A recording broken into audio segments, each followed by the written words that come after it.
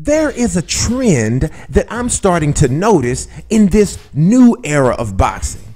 And that trend is that certain fighters are now becoming haunted by other fighters. Yes, haunted like a ghost. And what I mean by haunted is everywhere this fighter goes, somebody is asking or demanding that they fight this other fighter. They can't have a fight. They can beat a guy, knock a guy out. The first thing the guy asks in the ring, what about this other fighter? Go on their social media. They can be sitting there having a nice drink of wine by the beach. The comments under the pictures will be, when are you gonna fight this guy? Everywhere they go, this fighter is being forced on them, haunted. The first fighter I noticed that was being haunted by another fighter was Floyd Mayweather Jr. being haunted by Manny Pacquiao, and Manny Pacquiao questions for 5 years. He was haunted by that stuff. It was like, ooh, ooh. It was that type of haunting. And then I noticed Canelo Alvarez was being haunted, still is actually, by Triple G. Ooh, ooh, everywhere he went, everything he thought, every move he made. Ooh, Gennady Golovkin. Now, I'm gonna mention two more, and these last two have become more aggressive. Keith Thurman being haunted by Earl Spence Jr. Everywhere Keith goes, what's going on with Keith? I'm worried about one time. I don't know if the dude's gonna retire. It went from woo to Keith Thurman and Earl Spence's kind of rabid dog mixed with ghost hybrid hunt. And that brings us to the hunt that we're gonna talk about today. Anthony Joshua being haunted by Deontay Wilder. And this one is the most aggressive hunt I have ever seen. Partly because Deontay Wilder is probably the most aggressive of the whole group. Not just inside the ring, but outside the ring. So it's made his fans more aggressive. The media has even become more aggressive. Dan Raphael has even joined in on this. So this one is more like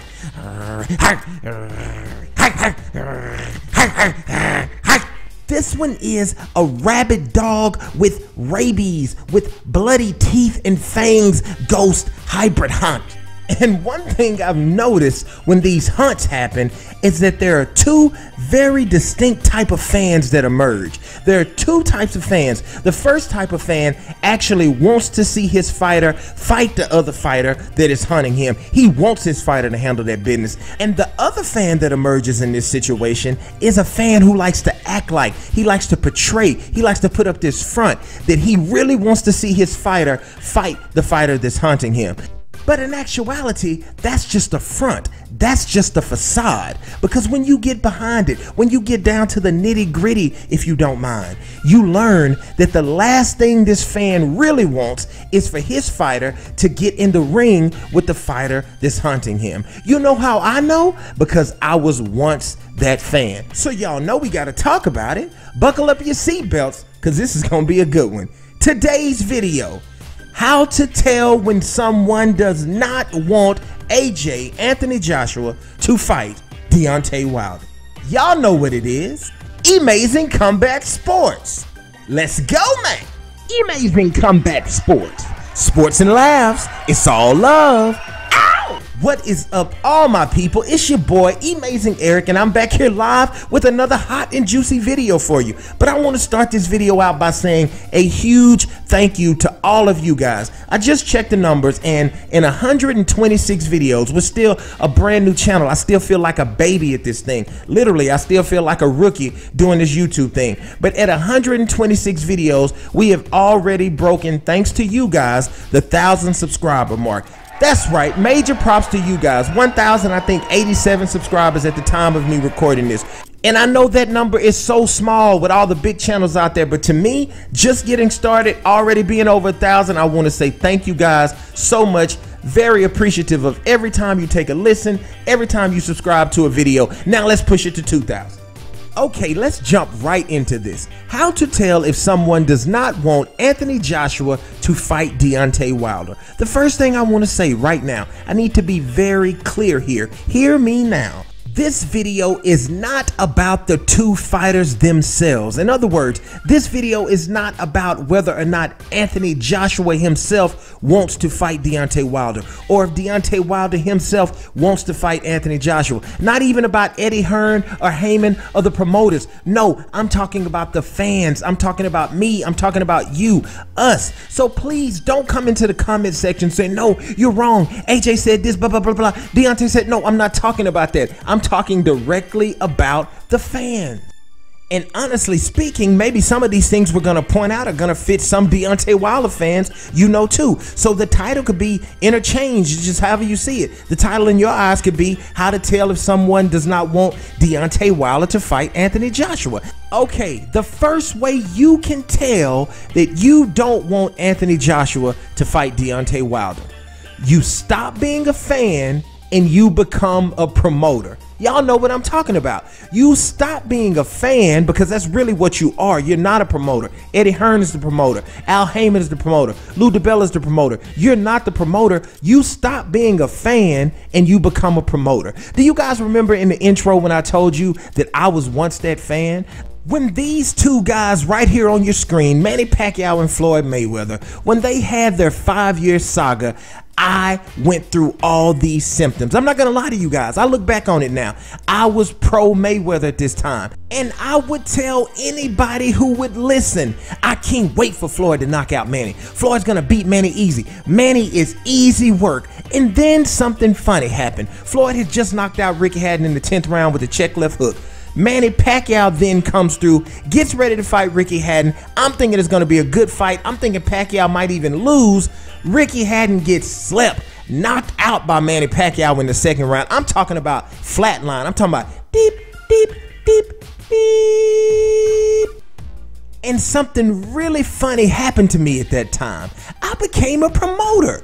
I stopped being the guy who just wanted Floyd to make easy work out of Manny, because I would say Manny was easy work. Oh no, I was still saying that on the outside. Don't get it twisted. I would tell anybody who listened, oh, that's easy work for Floyd. Floyd handles Manny easy. But then when it came down to making it a fight, I stopped talking like a fan and I started talking like a promoter. What about Manny's pay-per-view? Floyd needs the big split. It needs to be 70-30. How many buys did Manny have versus how many buys Floyd has? I started to be a promoter.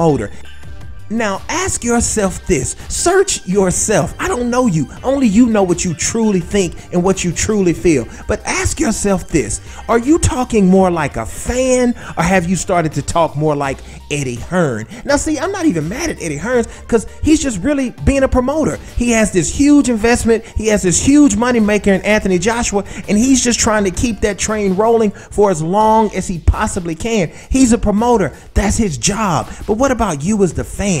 Now, if you say Deontay Wilder is sloppy, Deontay Wilder is easy work, he has no technique, okay, you have every right to feel that way. Nobody says you have to praise or like Deontay Wilder at all. You have every right to feel all those things that I just said. But the funny thing about it, if that's how you really feel, if it's such easy work, if every time we really start talking about making the fight, you don't talk about that. You then start talking about, well, how many seats can Deontay Wilder sell in Alabama? Well, Anthony Joshua sold 60,000+. He's making 20 million a fight. Deontay Wilder's making 2 million a fight, and he's putting 4,000 in Alabama. So he's gonna have to bow down. He's gonna have to do this. You're talking like a promoter. If you're a fan, you shouldn't even care about that. If you just think Anthony Joshua can beat him, you should just be saying, get in the ring with Deontay Wilder, knock him out, rid us of this nuisance.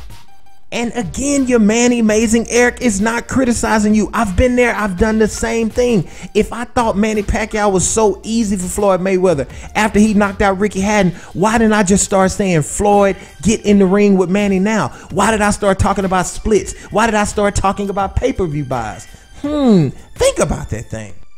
And if you're a Deontay Wilder fan and you're doing the same thing toward Anthony Joshua, all you can do is talk like Heyman or Sam Watson or somebody. You think about it too. Okay, another way to tell that you really don't want Anthony Joshua to fight Deontay Wilder, or vice versa, is you start to move the goalposts. That's right, you move the goalpost. Again with the Floyd Manning thing.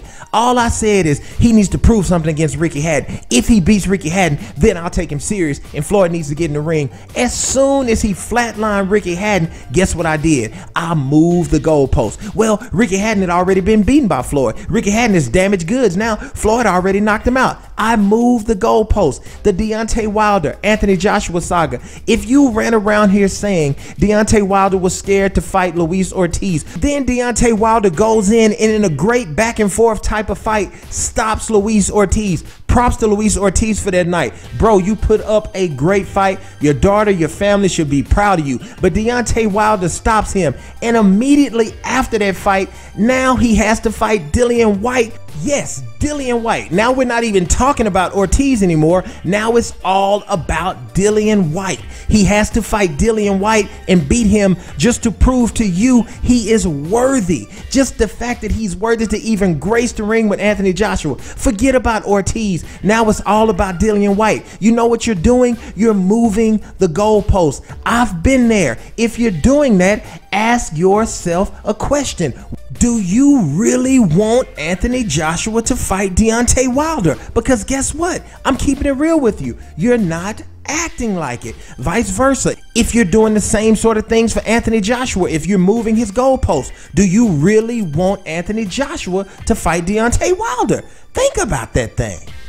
Here's another way you can tell, another surefire way to tell that you really don't want Anthony Joshua to fight Deontay Wilder, or vice versa.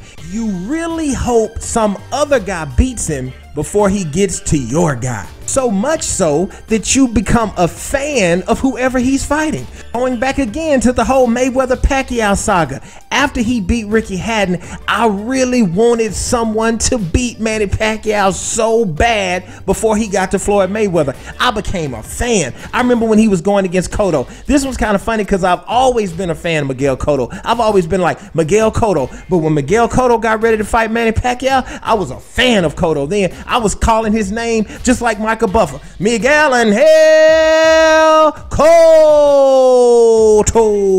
That's how I was saying his name. I'm serious. I was all into Cotto. And then even when he went to Clottey, I never was really a fan of Clottey. But when he got ready to fight Clottey, when Pacquiao fought Clottey, I became a Clottey fan. And for real, I was a Clottey fan. I was in there. Hey, Joshua Clottey, Clottey. Hey, Joshua Clottey. You would have thought I was in Ghana with Clottey. I was a Clottey fan. Now ask yourself, why was Amazing Eric doing that? Because remember, I was the same person going around saying Pacquiao was easy work for us. I was saying Floyd could take him easy. If that was so easy, why was I hoping, praying, begging that someone else would beat him before he got to Floyd Mayweather? Now ask yourself this, if Deontay Wilder is easy work, why were you hoping so bad, if you were, that Luis Ortiz would knock him out? Why did you get so excited if was the end of round 5, round 7, whatever it was, when Luis he was seconds away from stopping Deontay? One more time, think about that thing. But that shows when you get into this, what you really don't want is you really don't want the fight to happen. The reason I jumped through all of those hoops in the Mayweather-Pacquiao saga was not because I was scared of Pacquiao or scared that he was just gonna kill Floyd, but guess what? I wasn't sure. I wasn't 100% sure that Floyd could beat him. So I came up with all that crazy stuff. I came up with all these excuses, made myself look crazy, because at the end of the day, I didn't want Floyd to fight Pacquiao. And I'm not saying this is you for sure, but if you fit into all of these categories, you need to look in the mirror, because guess what? At the end of the day, maybe you just don't want AJ to fight Deontay Wilder, or vice versa. Okay, you guys, jump into the comment section. Tell me what you think. Don't forget to subscribe. I'll be catching up with you guys again soon. So glad to be back. Once again, it's your boy, Amazing Eric with Amazing Combat Sports.